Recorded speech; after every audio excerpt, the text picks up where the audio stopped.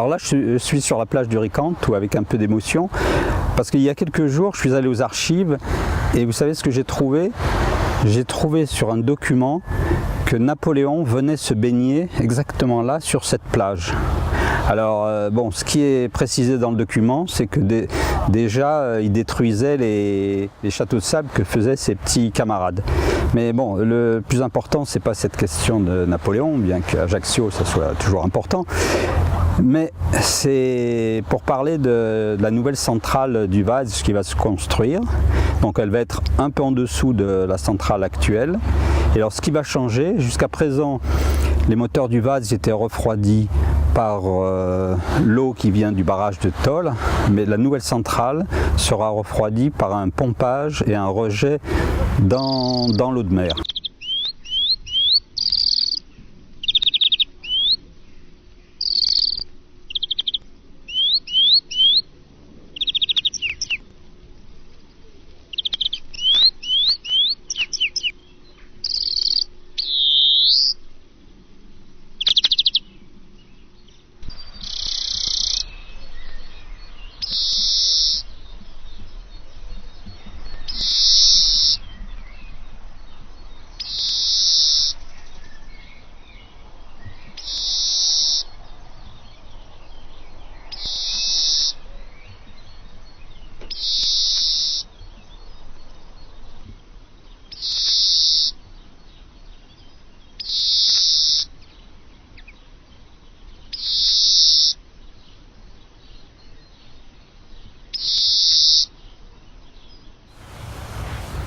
Alors là, comme je vous l'expliquais, il va y avoir deux grosses canalisations qui vont aller prendre l'eau de mer et la rejeter.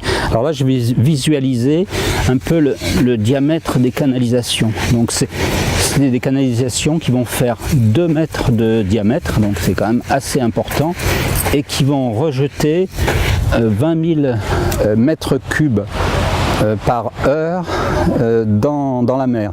Donc ça va être de l'eau plus chaude, puisque cette eau elle sert à refroidir les turbines.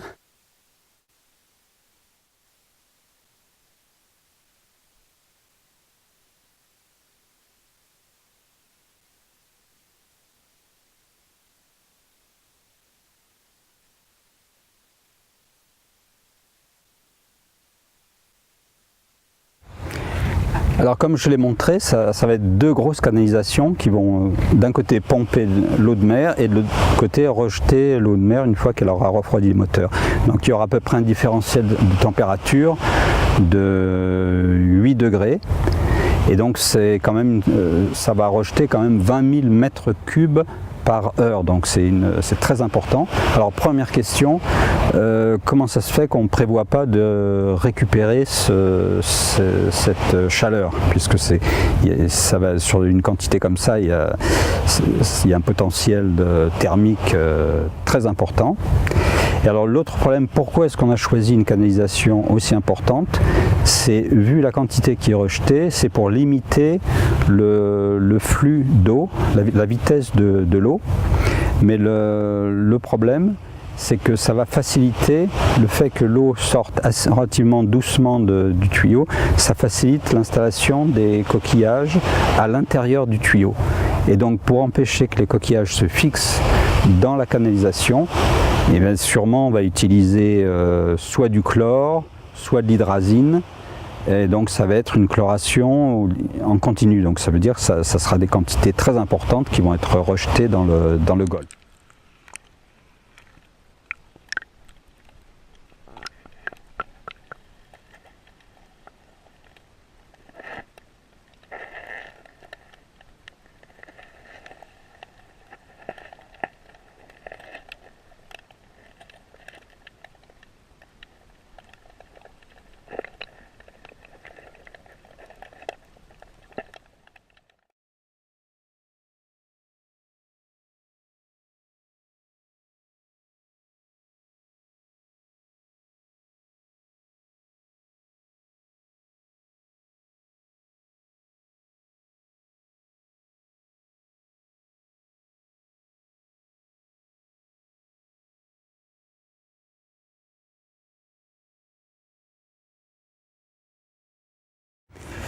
Alors ça c'est en gros le golfe d'Ajaccio, hein.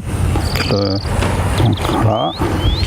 Avec le Vazio qui est ici et le futur Vazio qui sera juste à côté.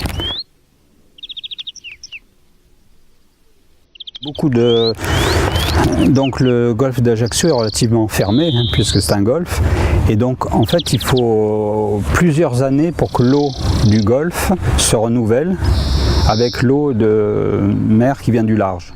Donc ça veut dire que tout ce qui arrive dans le golfe, avant que l'eau soit renouvelée, ça dure très très longtemps. Alors qu'est-ce qui arrive comme eau potentiellement polluée dans le golfe? Il y a les stations d'épuration, Portiche, rive sud, du côté de la ville d'Ajaccio. Il va y avoir les rejets de la nouvelle centrale avec les eaux de refroidissement. Et actuellement, il y a les eaux qui proviennent du refroidissement des moteurs du Vazio actuel et qui arrivent par le Prunelli. Donc tout ça, ça tourne là dans ce golfe avant que l'eau ne soit renouvelée.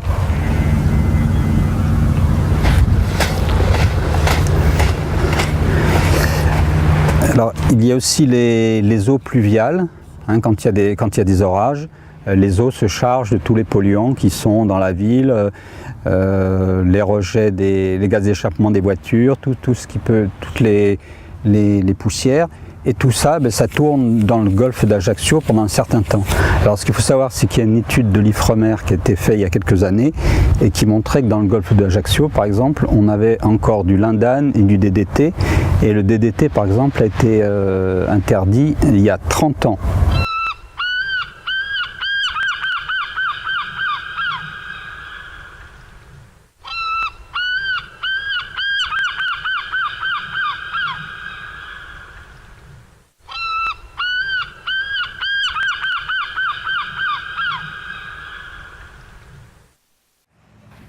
Alors les moteurs actuels du Vazio brûlent du fioul lourd.